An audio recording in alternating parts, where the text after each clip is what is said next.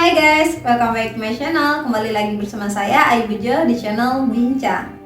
Masih bersama saya di segmen Bincang Literasi edisi khusus Pemikiran Gus Salah, dimana kali ini merupakan edisi terakhir saya mengutarakan pemikiran Gus Salah lewat buku Memadukan Keindonesiaan dan Keislaman. Seperti biasa, sebelum kalian lanjut menonton, kalian pastikan harus membaca deskripsi di bawah. Pada kesempatan kali ini, saya akan menarasikan pemikiran Gus Salah mengenai iman dan moral sebagai penangkal korupsi demi sustainable development. Aib Rosidi dalam bukunya Korupsi dan Kebudayaan membuat pendekatan kebudayaan terhadap perilaku korup dan tindak pidana korupsi yang masih marak di Indonesia. Ia menekankan pada perilaku kaum elit penguasa yang berorientasi pada upaya memperkaya diri dengan cara berkuasa sebagai akar dari budaya politik yang korup. Perilaku penguasa pada zaman sekarang tidaklah jauh berbeda dengan watak kaum ningrat di masa lalu. Di dalam kerajaan Nusantara, tidak ada bedanya antara milik pribadi raja dengan milik publik, sehingga tidak ada keharusan yang menuntut transparansi dan pertanggungjawaban publik. Sepanjang sejarah kerajaan dan kesultanan di seluruh Nusantara, perpecahan yang terjadi di antara keluarga kerajaan atau pemberontakan yang memperebutkan tahta kekuasaan yang melibatkan keluarga kerajaan dinilai sebagai periode awal yang melahirkan mentalitas budaya korup, di mana mereka lebih mementingkan untuk memperkaya diri atau golongan daripada menjaga keutuhan dan kepentingan bangsa. Di mana di sini kelompok keluarga kerajaan meminta bantuan POC dalam menghadapi keluarga lainnya. Praktek korupsi mulai dikenal dalam organisasi pemerintahan modern, di mana POC merupakan lembaga yang memperkenalkan tradisi korupsi di sini.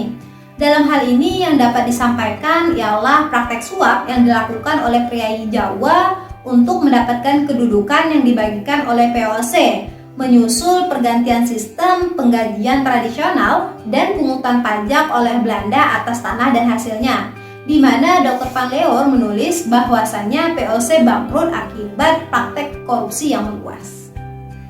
Teten Mas Duki mencatat bahwasannya sejak kemerdekaan ada 3 periode yang sangat penting dalam peningkatan intensitas korupsi di Indonesia. Pertama adalah proses nasionalisasi perusahaan-perusahaan Belanda yang dilakukan oleh militer pada pertengahan tahun 1950-an, di mana banyak sekali terjadi kebangkrutan. Menurutnya, pada babak inilah korupsi sistematis mulai terbangun, ketika para penguasa militer yang kemudian menjadi salah satu pilar kleptokrasi Orde Baru di samping kalangan konglomerat dan birokrasi menguasai sumber-sumber ekonomi negara. Yang kedua terjadi pada era demokrasi terpimpin, yaitu antara tahun 1958 hingga tahun 1965. Terutama ketika Presiden Bung Karno menempatkan lembaga peradilan, dalam hal ini Mahkamah Agung, di bawah kendalinya, di mana sebelumnya penegakan hukum berjalan sangat baik pada era demokrasi liberal, yaitu ketika tidak ada satu orang pun pelaku kriminal yang lolos dari jerat hukum, baik itu ia seorang menteri, jenderal, pemimpin parpol maupun kroni dari Bung Karno. Namun dengan tindakan Bung Karno terhadap Mahkamah Agung membuat penegakan hukum tidak lagi berjalan.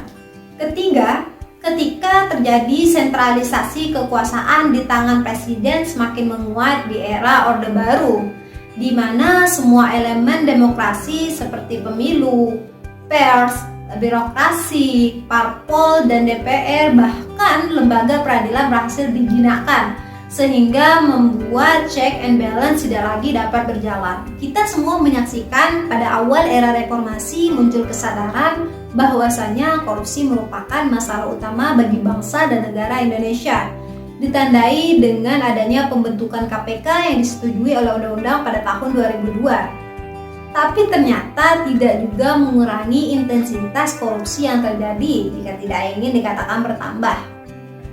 Daya rusak yang dihadirkan oleh korupsi ini sangat tinggi.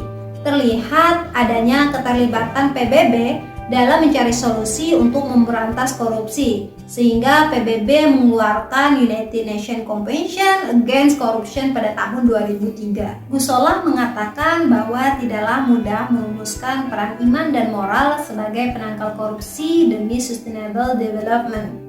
Secara dari orang ke orang, pastilah banyak orang-orang yang mampu menjaga dirinya dari perbuatan tercela dan dilarang oleh agama seperti korupsi. Namun nyatanya secara sosial tidaklah demikian. Data menunjukkan bahwasannya peran iman atau peran agama tidaklah mampu menangkal perilaku korupsi. Terbukti adanya 6 rukun iman di dalam agama Islam tidaklah mampu menjadi penangkal korupsi, termasuk yang dilakukan oleh ketua atau pimpinan parpol yang berbasis Islam. Ada 4 pertanyaan yang diajukan oleh Gusolah di dalam tulisan beliau. Yang pertama adalah mengapa seruan moral dan iman dalam upaya pemberantasan korupsi tidak juga berdampak tegas dan memuaskan. Yang kedua adalah bagaimana memahami gejala korupsi yang terus saja meluas di tengah kuatnya klaim berketuhanan dan keadilan sosial sebagai watak dasar dari negara ini. Yang ketiga adalah apabila pendidikan tetap masih dianggap penting sebagai upaya pemberantasan korupsi, dari segi moral dan iman, substansi macam apa yang diperlukan sebagai isi kurikulum di semua jenjang pendidikan. Yang keempat adalah perang terhadap korupsi tidak boleh berhenti pada segi moral dan iman saja. Dalam artian konseptual, yaitu harus berlanjut ke jenjang gerakan sosial yang melibatkan seluruh elemen masyarakat. Nah, dalam segi praktis pendidikan, muncullah pertanyaan, wajah gerakan sosial yang seperti apa yang dapat membantu Indonesia sekurang-kurangnya korupsi yang ada di Indonesia ini menjadi titik terendah mungkin. Korupsi yang dimaksud di dalam tulisan beliau tidak dijelaskan. Korupsi dalam pengertian seperti apa? Tindak pidana korupsikah atau perilaku korup? Jika kita cermati, perilaku korup jauh lebih luas daripada tindak pidana korupsi, ialah pelanggaran hukum yang memenuhi unsur-unsur yang dirumuskan dengan bahasa dan logika hukum yang rumit serta memiliki beragam tafsir. Banyak sekali tindak kriminal yang mudah kita kenali dan sering terjadi di banyak lembaga, namun sering diabaikan dan dianggap lumrah karena sulitnya untuk dibuktikan di hadapan hukum.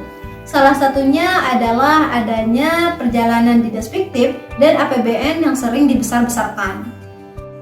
Sementara perilaku korup ialah pelanggaran yang menyebabkan kenyamanan hak sesama warga terabaikan, terganggu, bahkan terampas. Contoh kecilnya adalah tidak mau mengantre dengan tertib dan kedisiplinan dalam berlalu lintas yang amat rendah. Menurut Gusolah, untuk membangun kesadaran publik supaya anti korupsi tidaklah terlalu sulit. Yang menjadi masalah ialah masyarakat tidak memberi sanksi sosial kepada mereka para koruptor.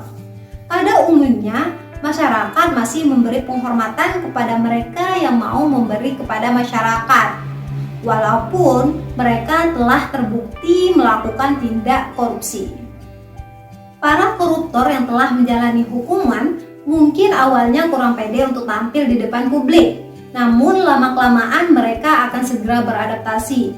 Maka dari itu, menurut Gusolah, kampanye anti korupsi harus tetap dilanjutkan dan pendidikan anti korupsi harus terus digiatkan.